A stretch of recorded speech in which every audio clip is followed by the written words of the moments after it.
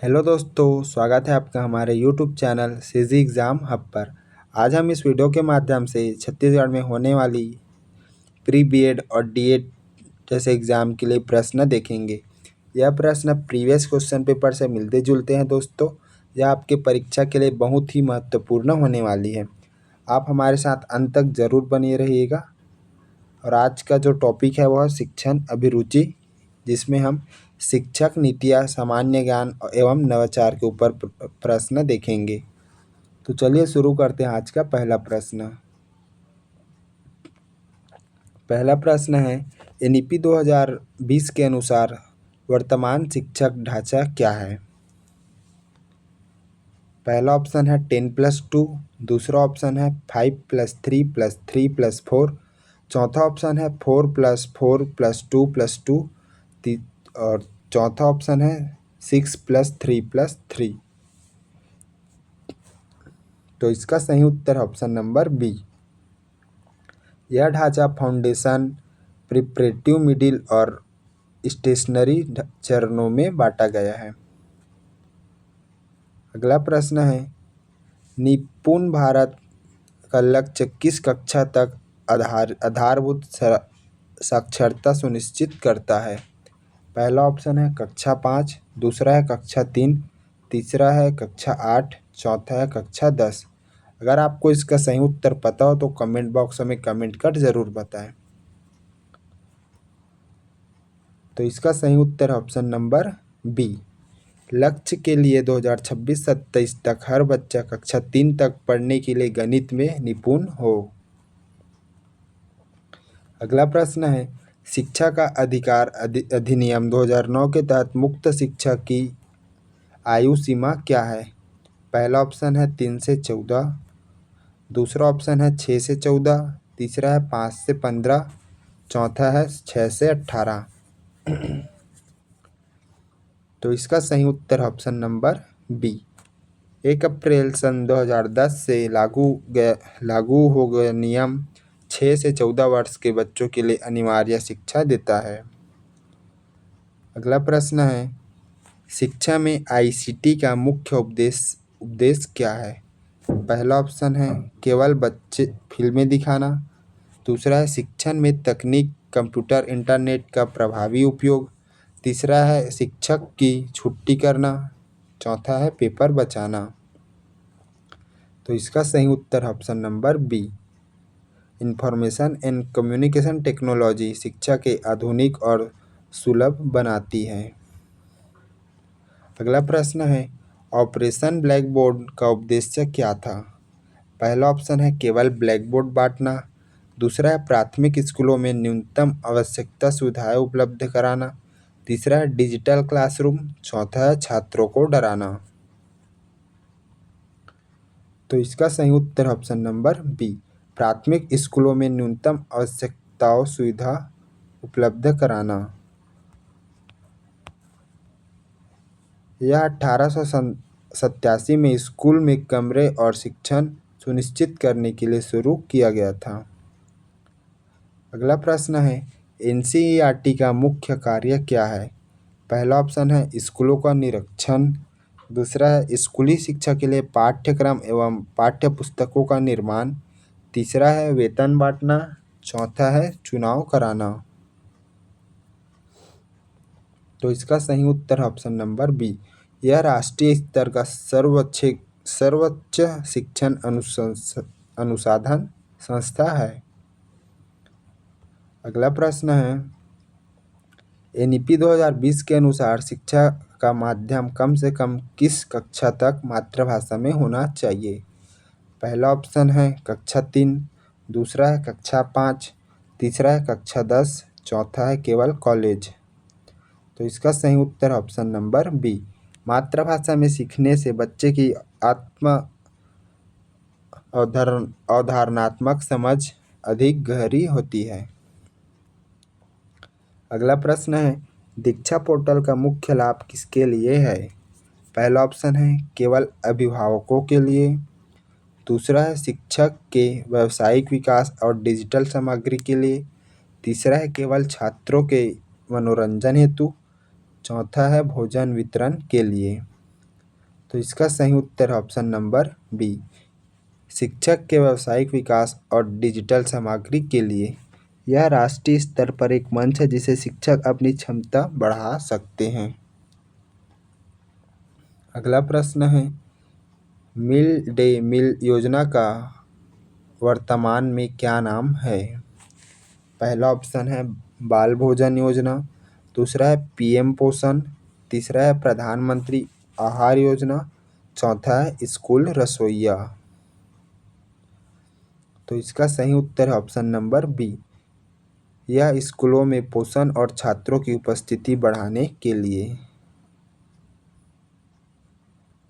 अगला प्रश्न है, नई राष्ट्रीय शिक्षा नीति 2020 का मसौदा किस समिति ने तय किया? पहला ऑप्शन है कठोरी आयोग, दूसरा है डॉक्टर के कस्तूरिरंगन समिति, तीसरा है यशपाल समिति, चौथा है मुदारिल्ला आयोग। तो इसका सही उत्तर ऑप्शन नंबर बी।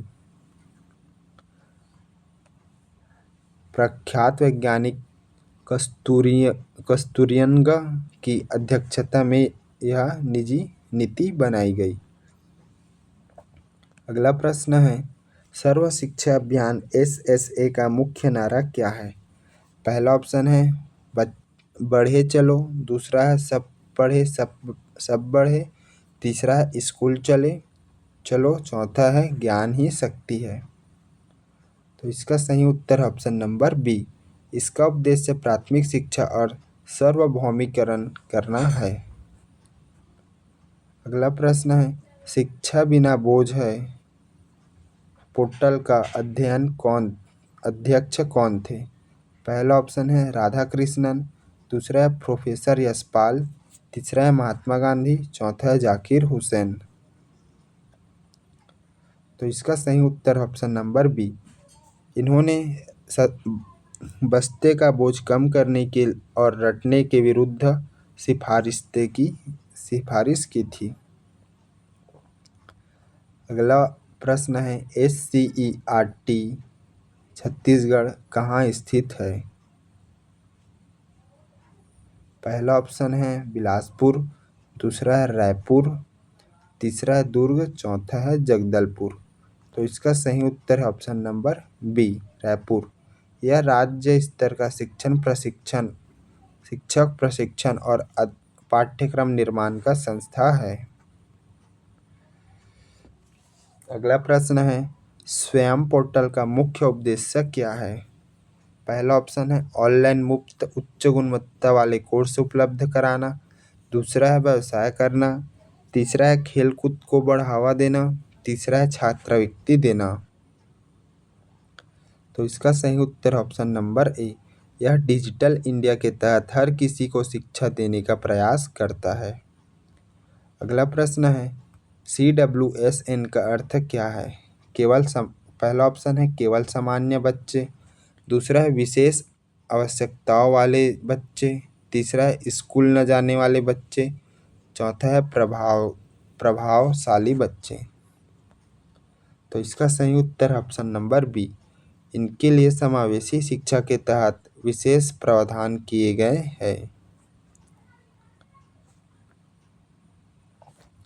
अगला प्रश्न है, बाल संसद स्कूल में किस भावना का विकास करती है?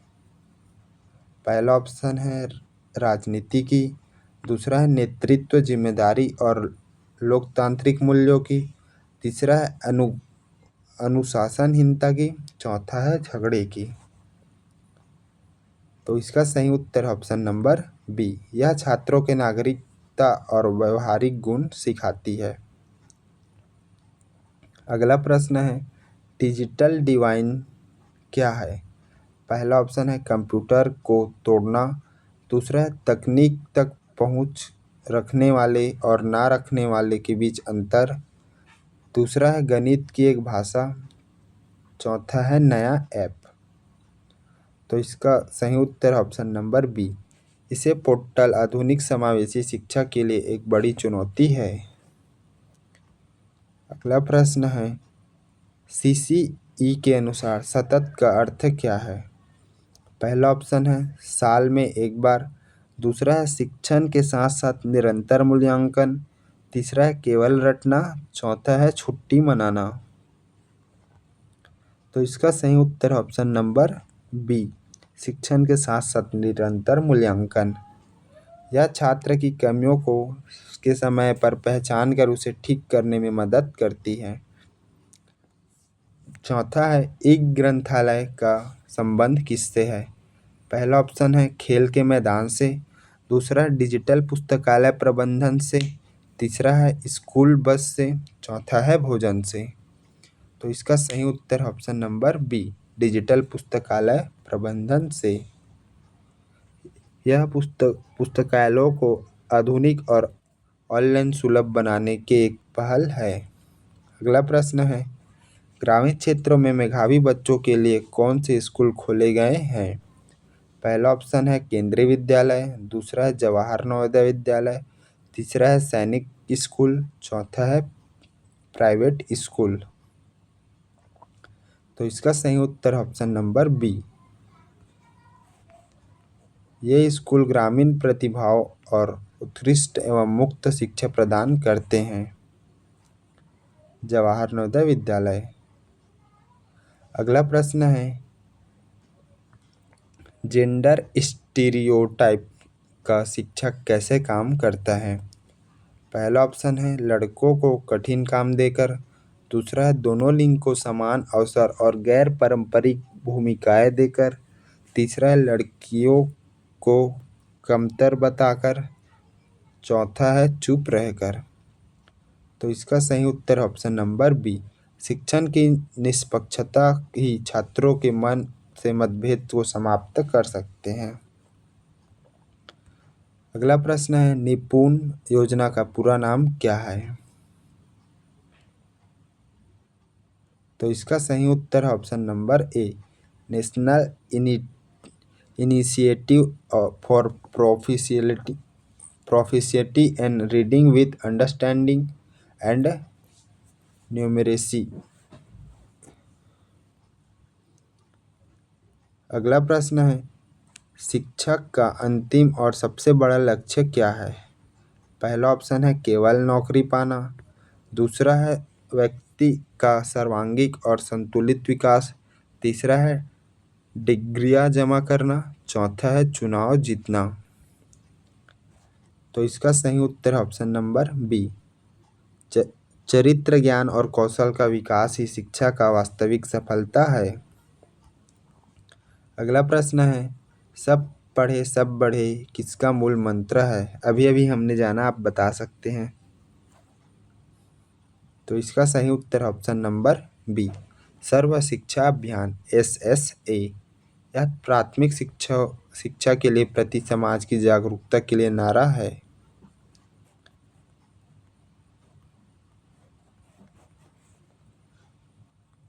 अगला प्रश्न है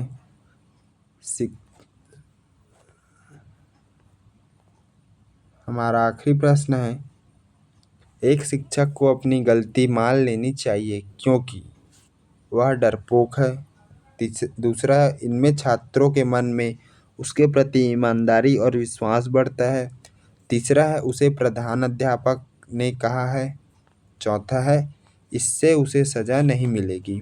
तो इसका सही उत्तर ऑप्शन नंबर बी, अपनी भूल स्वीकार करना मानवीय गरिमा और सत्यनिष्ठा का उदाहरण से छात्रों को प्रेरित करता है। तो इसी के साथ आज का हमारा ये वीडियो ख़त्म होता है दोस्तों। अगर आपको अच्छा लगा हो तो चैनल को सब्सक्राइब कर बेल आइकन प्रेस कर दें और एक प्यारा सा कमेंट ज़रूर करें। तो मिलते हैं अगले वीडियो में, तब तक आप हमारे चैनल में जाके और वीडियो देख सकते हैं और अपने एक दोस्तों तक ज़रूर शेयर करें।